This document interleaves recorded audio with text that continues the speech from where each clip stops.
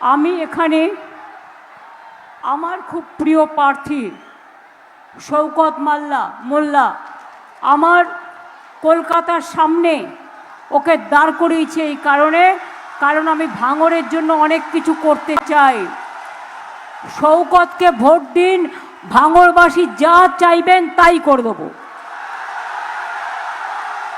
কারো কথা শুনবেন না, কোনো নির্দলকে একটিও ভোট দেবেন না। আর বিজেপির টাকা নিয়ে যারা গদ্দারি করে তাদের এই মাটিতে বিনাশ করুন, কবর দিন।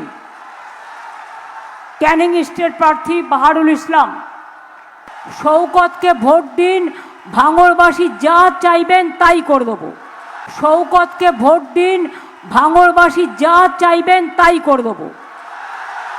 তো দর্শক, ভাঙড়ে ভোট প্রচারে এসে তৃণমূল সুপ্রিমো তথা মুখ্যমন্ত্রী বলছেন যে আমার কলকাতার সামনে আমি শওকত মোল্লাকে এই কারণে দাঁড় করিয়েছি যে তিনি ভাঙড়ের জন্যে অনেক কিছু করতে চান, এবং যার জন্যে শওকত মোল্লার হাত ধরে তিনি বললেন যে আমার প্রিয় প্রার্থী শওকত মোল্লা, এবং ভাঙড়বাসীকে বললেন যে শওকত মোল্লাকে জেতান, ভাঙড়বাসী যা চাইবেন তাই করে দেব। দারুণ কথা বলেছেন। এর আগেও তৃণমূল সুপ্রিমো মমতা ব্যানার্জি তিনি আরও এক ক্যান্ডিডেট যার হাত ধরে বলেছিলেন, আপনাদের মনে আছে হয়তো, যে বালুর কথা, প্রাক্তন খাদ্যমন্ত্রী জ্যোতিপ্রিয় মল্লিকের কথা বলেছেন হাত ধরে, যে বালু আমার পুরনো দিনের সাথী, কাজে আপনারা বালুকে জেতাবেন, আপনারা যা চাবেন তাই পাবেন। তো এবার কিন্তু তার পুনরাবৃত্তি ঘটল এই ভাঙড়ে। তো আপনারা সকলেই জানেন যে ক্যানিংয়ের প্রার্থী ছিলেন এই শওকত মোল্লা বা ক্যানিংয়ের বিধায়ক, এবং সেখান থেকে এই শওকত মোল্লাকে এবার ভাঙড়ে দাঁড় করিয়েছেন।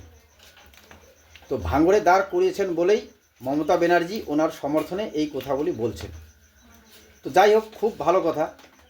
কিন্তু আমি ব্যক্তিগতভাবে বলতে চাই, আজকে মমতা ব্যানার্জি স্বয়ং বলছেন আমার প্রিয় প্রার্থী শওকত মোল্লা, কিন্তু এই শওকত মোল্লার ব্যাপারে এই মুখ্যমন্ত্রী তৃণমূল সুপ্রিমো মমতা ব্যানার্জি কি বলেছিলেন আপনাদের মনে আছে? জীবনতলার কথা। জীবনতলায় এই শওকত মোল্লা বাস টার্মিনাসের জন্য বলছেন, এবং মমতা ব্যানার্জি কি বলেছিলেন দেখুন একবার। পাশ দিয়ে একটা টার্মিনাল যদি হয় ভালো হয়। কি বাস টার্মিনাল? কোনখানটায়? জীবনতলায়। জীবনতলা কোনো বাস টার্মিনাল হওয়ার জায়গা? মারপিট করিস আর বোম্বা দিস, ওখানে কোথেকে জীবনতলা মারপিট বাস টার্মিনাল? ওখানে কোনো সমস্যাই নেই একদম। আচ্ছা, মারপিট করিস আর বোম্বা দিস। তো আপনারা শুনলেন, স্বয়ং মমতা ব্যানার্জি বলছেন যে জীবনতলায় ওখানে বাস টার্মিনাল হওয়ার জায়গা, ওখানে তো তুই বোমা বাঁধিস আর মারপিট করিস। এবং এখন বলছেন মমতা ব্যানার্জি ভাঙড়ে এই শওকত মোল্লাকে দাঁড় করিয়ে দিয়ে যে আমার প্রিয় প্রার্থী শওকত মোল্লা, আবার এই শওকত মোল্লাকে জেতালে ভাঙড়বাসী যা চাইবেন তাই করে দেবে, এবং কলকাতার পাশে দাঁড় করিয়েছেন এই কারণে যে মমতা ব্যানার্জিও এই ভাঙড়ের জন্য অনেক কিছুই করতে চান। তো কেন ভাঙড়ে যদি আপনার প্রার্থী বা তৃণমূল যদি না জেতে, এবং তৃণমূল দল যদি সরকার গঠন করে বা 15 বছরে তো সরকারে ছিল, তাহলে সরকারের সর্বোচ্চ চেয়ারে যখন আপনি বসেন, তো সেই জায়গায় বসেও কি আপনি কে তৃণমূল, কে আইএসএফ, কে বিজেপি, এইটা বিচার করেন নাকি? তা আবার নতুন করে এখন বলছেন। তো এই হচ্ছে গল্প। এবং এই শওকত মোল্লাকেই বলেছিলেন যে তুই বোমা বাঁধিস এবং মারপিট করিস।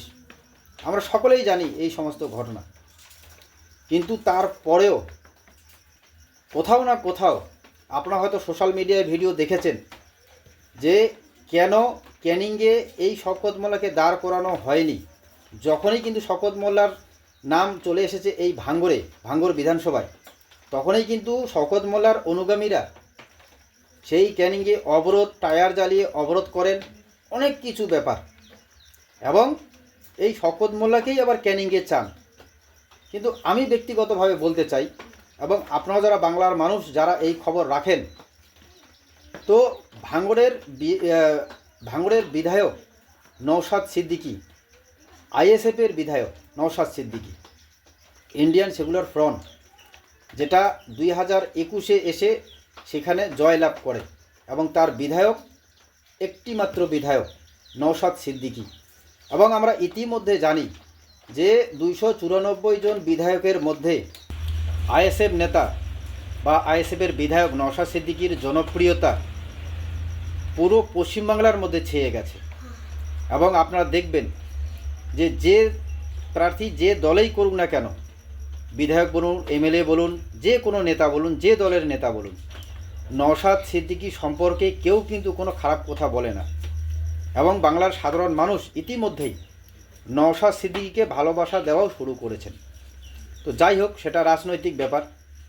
কিন্তু মেন কথা হচ্ছে, আমাদের বাংলার মুখ্যমন্ত্রী, তিনি 15 বছর মুখ্যমন্ত্রী, 15 বছরের, এবং তৃণমূলের সুপ্রিমো, যেখানে তিনি নিজেই বলেছিলেন যে এই শওকত মোল্লার ব্যাপারে, সেখানে আবার তিনিই কিন্তু ভাঙড়ে দাঁড় করিয়ে দিয়ে শওকত মোল্লাকে, আবার তিনি ওই শওকত মোল্লার নেতৃত্বে বলছেন যে শওকত মোল্লা আমার খুব প্রিয় প্রার্থী।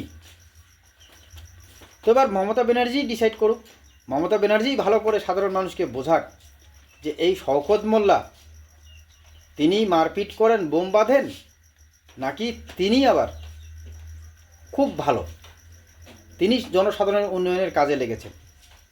আপনারা জানেন তো, এই শওকত মোল্লা বলেছে এই ভাঙড়ে যে যারা তৃণমূলকে ভোট দেবে না, আইএসএফকে ভোট দেবে, তাদের লক্ষ্মীর ভাণ্ডার থেকে শুরু করে, কৃষক বন্ধু থেকে শুরু করে সমস্ত কিছু সরকারি প্রকল্প বন্ধ করে দেওয়ার ব্যবস্থা করছে।